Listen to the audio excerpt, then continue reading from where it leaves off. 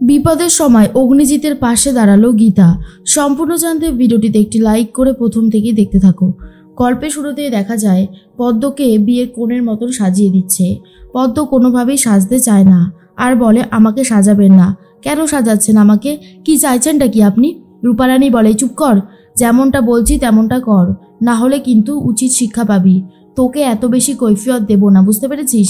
পদ্মর তো প্রচণ্ড রাগ হয়, কিন্তু তবুও পদ্ম কিছু করে উঠতে পারে না। পদ্ম মনে মনে ভাবে, ইস, এখানে যদি উকিল দিদি থাকতো তাহলে অনেক ভালো হতো, আমাকে বাঁচিয়ে নিত। কিন্তু আমি কি করব এখন? আমার যে কিছুই ভালো লাগছে না, কিচ্ছু বুঝতে পারছি না কি করব। এর মধ্যে ভজন চলে এসেছে আর বলে, শোন, তোকে ঠিক যেমনটা বলবো তোকে ঠিক তেমনটাই করতে হবে। তোর ফোনটা আমাকে দে। পদ্ম বলে, কেন? আমার ফোন আপনি নেবেন কেন?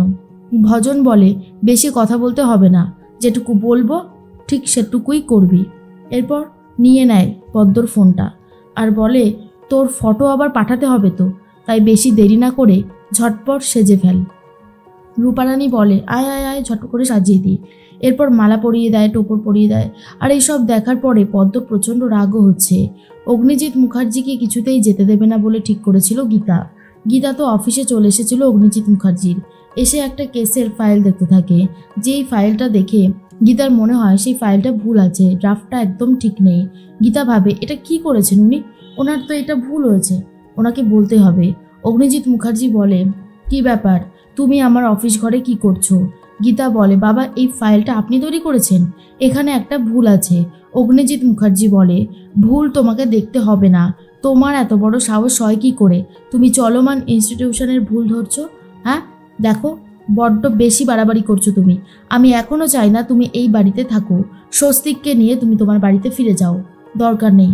তোমার মতন পুত্রবধূর এই বাড়িতে কোনো দরকার নেই, বুঝতে পেরেছো? এরপরেই গীতা বলে, সে তো আমি চলেই যাব, কিন্তু যাওয়ার আগে আপনাকে সাবধান করে দেওয়াটাই আমার কাজ। দেখুন, আমি আপনাকে এখনও বলছি, আপনি এই ড্রাফটটা একবার ঠিক করে নেবেন, ভুল আছে। আর আপনি যাবেন না, পদ্মর বিয়েতে আপনি যাবেন না বাবা, আপনি কিন্তু বিপদে পড়ে যাবেন। এখানে পুরোটাই বোঝা যাচ্ছে যে এটা একটা পরিকল্পিত প্ল্যান। সেই জায়গায় যদি আপনি যান, আপনি নিখাত বিপদে পড়বেন। তখনই মেহেক এসে বলে, কি হয়েছেটা কি, এত চেঁচামেচি কিসের? গীতা বলে, মেহেক, তুমি তোমার পাপাকে বারণ করো, উনি যেন না যায় পদ্মর বিয়েতে, তাহলে কিন্তু বড় সড়ো একটা দুর্ঘটনা ঘটে যাবে, যেটা খুব একটা ভালো হবে না।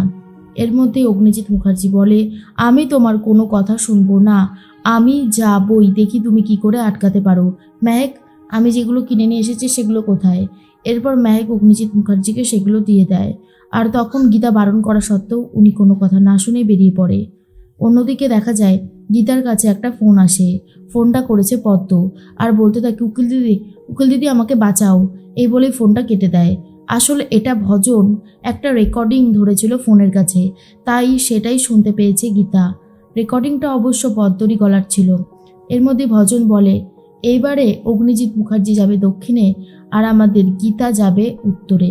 দেখি দুজন দুজনের সাথে কিভাবে যোগাযোগ করে। দুজনাই ছিল আমার পথের কাঁটা। অগ্নিজিৎ মুখার্জি এবার ফেসে যাবে আর গীতা চিরদিনের মতন শেষ হয়ে যাবে। এমন একটা প্ল্যান করেছি যে সাপও মরবে আর লাঠিও ভাঙবে না। এই প্ল্যানটা যদি আগে করতাম তাহলে অনেক আগেই ফল পেয়ে যেতাম, কিন্তু সময়ের জন্য অপেক্ষা করছিলাম। কিরণকান্তি চলে এসেছে আর বলে, ভজন, কত দূর হলো কাজ? হয়েছে তো আদেও? ভজন তখন বলে, হ্যাঁ অবশ্যই।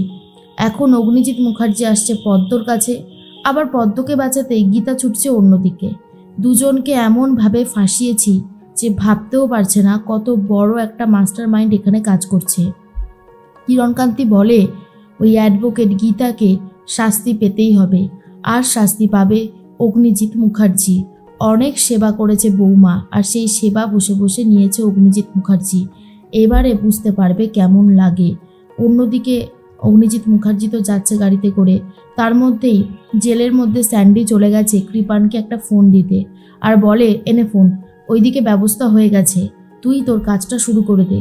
কৃপান বলে, শুরু তো করবই, আজ আমাকে কেউ আর আটকাতে পারবে না। অনেক জ্বালা নিয়ে বুকের মধ্যে ঘুরছি, এই রকমভাবে বেঁচে থাকার থেকে মরে যাওয়া অনেক ভালো, কিন্তু আমি তো না শেষ করে নিজে শেষ হব না।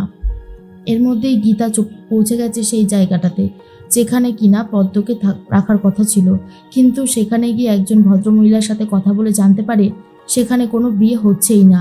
এরপরেই গীতার সন্দেহ আরও বাড়ে। গীতা ভাবে কি করবে। তার মধ্যেই পদ্মর ফোন গেছে। পদ্মকে কনের সাজ একদম ছাড়িয়ে দিয়েছে। পদ্ম এখন নর্মাল পোশাকই পরে রয়েছে। ফোনটা রিসিভ করেছে আর বলে, কে বলছেন? কৃপান তখন বলে, তোর শত্রু বলছি রে, তোর শত্রু। এরপর যখন গীতা পদ্মকে ফোন করে, বারবার ফোনটা বিজি বলছে। আর পদ্মর ফোন বিজি আসায় গীতা ভাবে যেই মেয়েটা একটু আগে এইভাবে কাঁদছিল তার ফোন এতক্ষণ ধরে বিজি বলছে, সে আমার সাথে কথা বলতে পারলো না। ব্যাপারটা কি হলো? তাহলে কি এটা পুরোটাই একটা প্ল্যান? এখন তো আমার সেটাই মনে হচ্ছে। এর মধ্যেই কৃপান বলে, পদ্ম, তোর হাতটা শুধু ধরেছিলাম বলে আজ আমাকে এই শাস্তিটা তুই দিয়েছিস। তুই কি ভেবেছিস তুই বেঁচে যাবি? আরে না রে পদ্ম, আমি জেলে থাকলেও আমার বাবা তো বাইরে রয়েছে, আর তার প্ল্যানেই তো সব কিছু হচ্ছে। তুই যে আর বেঁচে থাকতে পারবি না পদ্ম। পদ্ম বলে, কি করবেন আপনি? কি করবেন আপনি? কিচ্ছু করতে পারবেন না। আপনি কিচ্ছু করতে পারবেন না।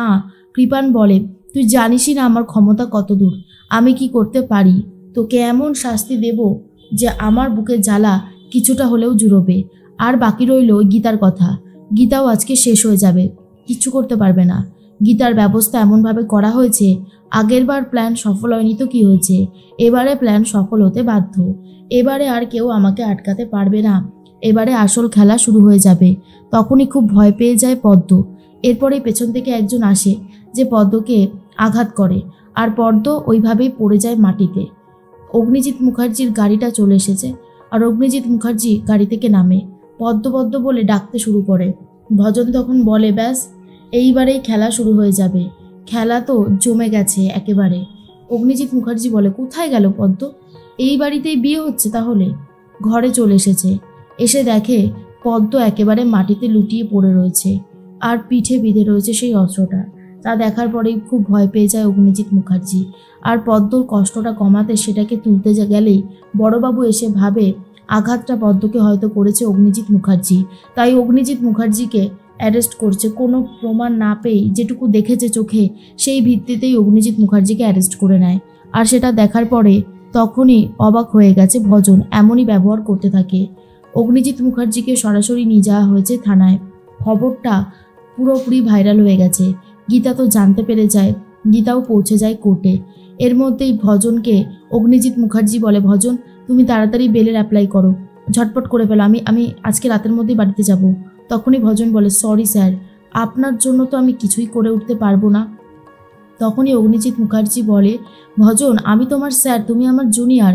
কিন্তু ভজন তখন বলে, তবু আমি কিচ্ছু করতে পারবো না স্যার আপনার জন্য।